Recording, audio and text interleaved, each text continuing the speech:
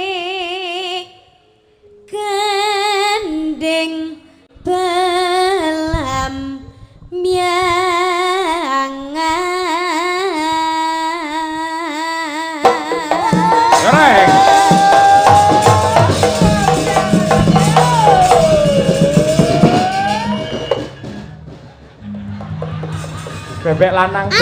Pak, kaya wong setruk, Pak. Kaya wong setruk. Ah iya to, Aja to, Pak De. Iki ancang-ancang kok setruk. Lah ngene-ngene. Lho ya ngono kuwi wong tuwa-tuwa kuwi ancang-ancang ngono kuwi. Oh, ngono kuwi. Nganggo keder. Oh. Iya. Wah kekrek iki. Ngapa ta? Der dong. Oh der ya. Oh, der. Yo der. Pluk yuk. Ayo.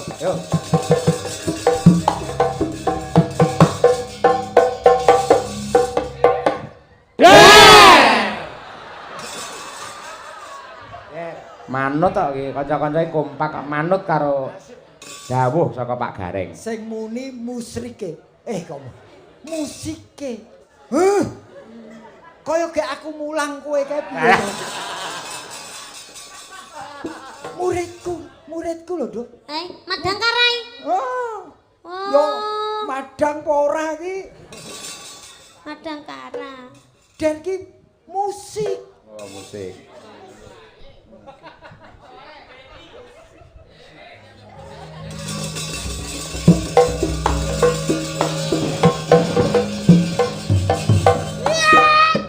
Musik. Asik. Asoy. Wah, alah TLK. Apa kuwi? Telek. Wis. Mula kowe lek ngomandoe sing jelas sing cetha ngono. Sampeyan asine aku ngerti ya nyapa caca gak gelem jegleng jreng gawe gamelan. Apa? Soale sampeyan ning jegleng langsung ning kene, ora medun rene. Kudune mencolot kene terus ning ngisor. Ya yen sikile sik yen dase sik. Lha malah apik nah. Apik peci. Atraksi ya. Atraksi kok cidro. Dan namanya kita tuh sebagai seniman itu harus profesional, totalitas tanpa batas. Lah aku ora mung rumah total, aquaria. Malah ngombe. Total. Iya kan? Ora jegleng, ora paten. Oh jegleng no, jegleng. Ngene iki lho, dagelan lek wis tuwa mesti nesu-nesu. Marah-marah nyapet kok. Sini tak cium dulu. Haji lo. Pengen. Kene lagi ancang-ancang kuwi wis ngangu-ngangu. Kowe nyedar ngopo? Aku kan cuma mau bilang, Bilang apa? Apa? jangan sekarang dong. Kalau nanti kan aku udah berubah pikiran. Ya udah. Ya udah. Ya kan?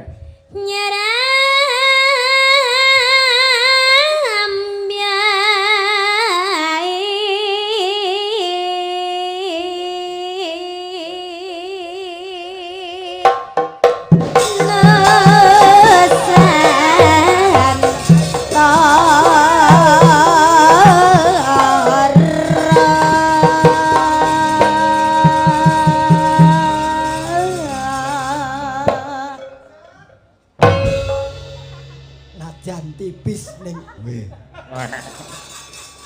Pokoke sing ora nabuh sesuk rasa budal. Besok pancen preyo nyanti. Lah iya, mergo prei iki rasa budal. Lah iya. Tenan.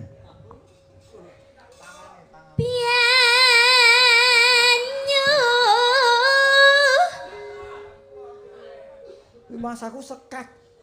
Ngapa? Kon pindah gon. Oh, ngene. Lagi terus. Oh, ngeling-ngelingi kowe reng. Oh iya. Kudune Pak De Gareng ora ning kene ya. Lah Sampe ning kono ngeling-ngelingi bapak. Aja ning kono. Lah, malah Lho nek kono ngeling-ngelingi sing ngendang sinetron. ketutupan malah. Arep mulih. Kuwi selopku kuwi. Selopku sandalku kuwi. Dalang laris rope ambune kok ngene iki. Ora tau iso kowe mesti. Lho saka larise akhirnya mambu kuwi. Hubungane apa iso karo laris? Ambune tenan kok lho kok ngene iki. Kok makan ngambu. Oh.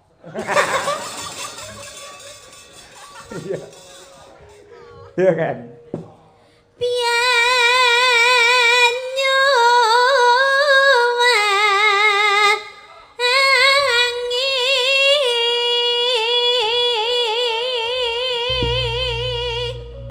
Wah, aku kon pindah gon rasa jeglek.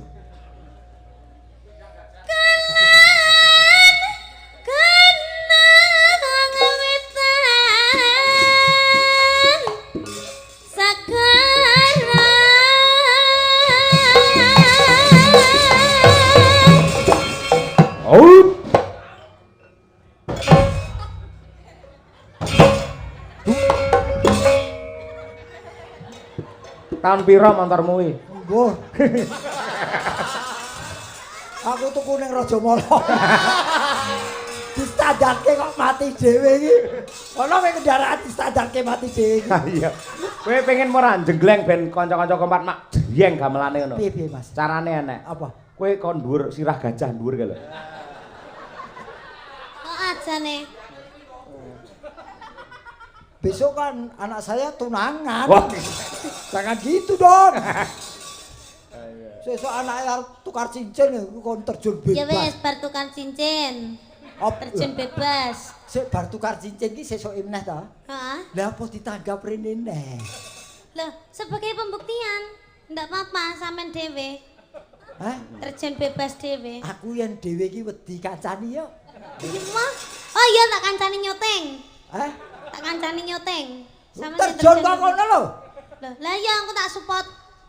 Ora sepot ra paten.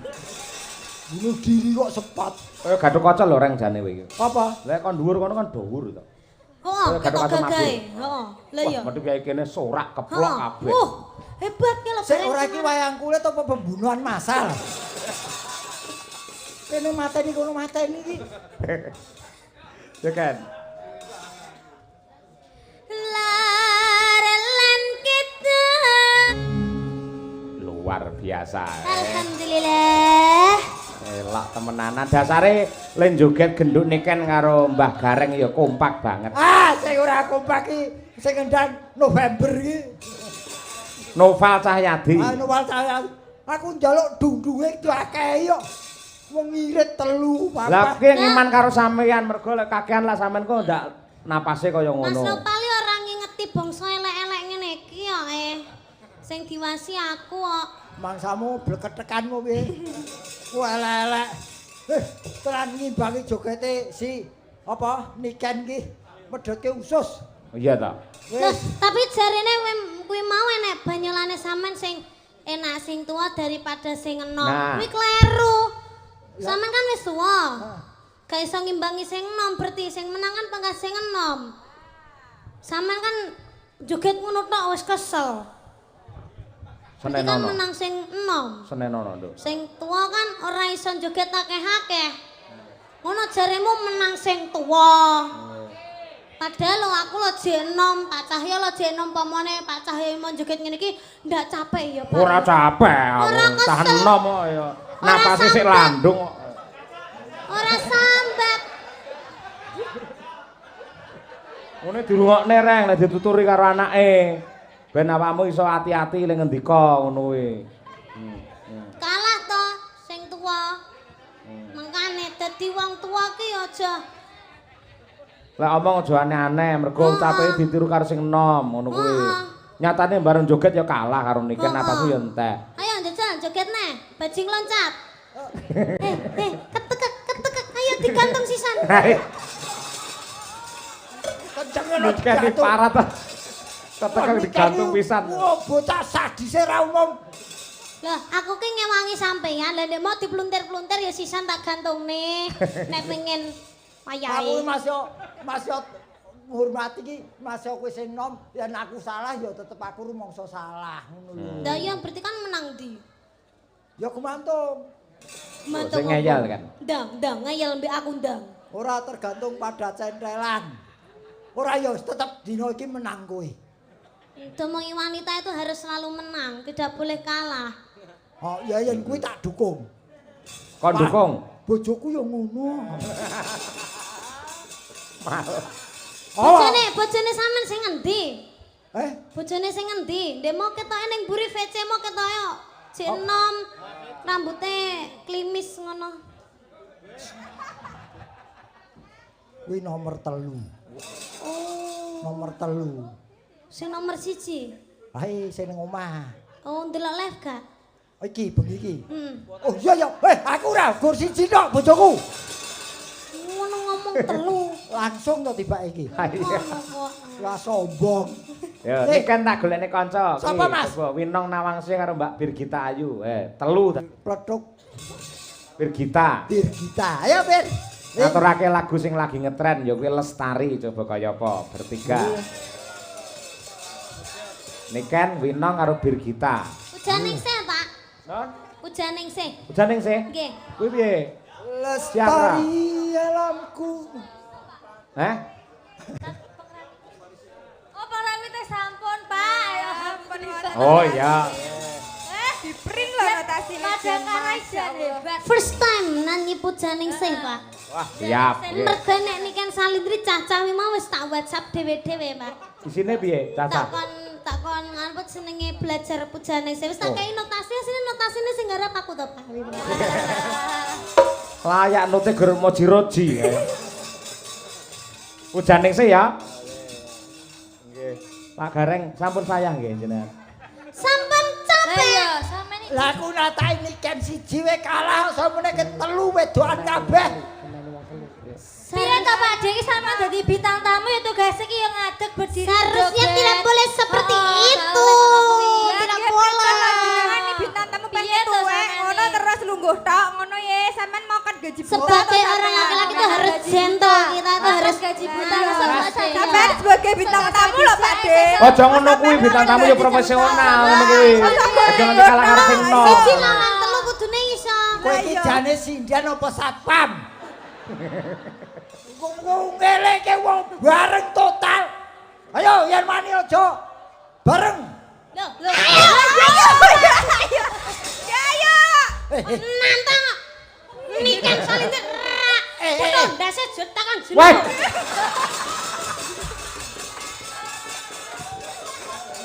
Jangan omongane metu anake Pak Degleng. Wong sawu bapake karo anake ra ono bedane. Renek kok. Kalau berani sama kakek jangan sekarang dong. Sekarang. Sekarang. Ayo kita gotong bareng-bareng. Yo. Jangan sekarang iki kapan Pak De? Yongko baru wayangan. Tenan kuat apa ora telu iki lho? Telu lho. Ya nanti inden dong. Kaya Apa, barang Wi? iki. Wi bahas apa ya, Wi? Mbuh kan kuwi. Baru umroh ra entuk bas itu.